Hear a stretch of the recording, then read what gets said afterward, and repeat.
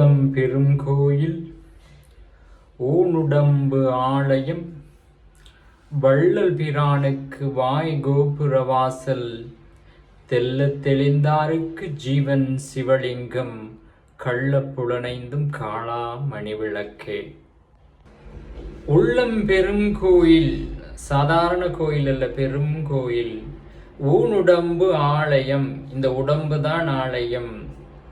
கோயில் என்பது கருவறை, ஆலயம் என்பது கருவறையோடு சேர்ந்த மற்ற பகுதிகள். வள்ளல் பிரானுக்கு வாய் கோபுர வாசல், கேட்டதையெல்லாம் அள்ளித் தருகின்ற வள்ளல் பிரான் இறைவன். அவனை அடைவதற்கான வழி வாயில் கோபுர வாசல் எது தெரியுமா? நம்முடைய வாய். ஏன் அப்படி?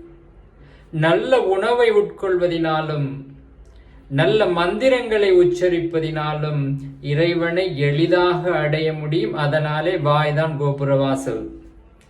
தெள்ளத் தெளிந்தாருக்கு ஜீவன் சிவலிங்கம். ஆணவம் கண்மம் மாயை என்ற மும்மலங்களும் நீங்க பெற்றவர்களுக்கு தெள்ளத் தெளிந்தாருக்கு இந்த ஜீவனே சிவலிங்கம். கள்ள புலனைந்தும் காளா மணிவிளக்கே. தெள்ளத் தெரிந்தாருக்கு நம்மை ஏமாற்றுகின்ற வஞ்சிக்கின்ற இந்த ஐம்புலன்களும் நம்மை பாதுகாக்கின்ற மணிவிளக்குகளாக மாறும். இறைவன் எங்கு இருக்கின்றான்? உள்ளமே கோயிலாக, உடம்பே ஆலயமாக, ஜீவனே சிவனாக இந்த உடம்பினில் வீற்றிருக்கின்றான். அப்படி என்றால் இந்த உடம்பினை நாம் எப்படி வைத்து கொள்ள வேண்டும்? குடிக்கலாமா? புகைக்கலாமா?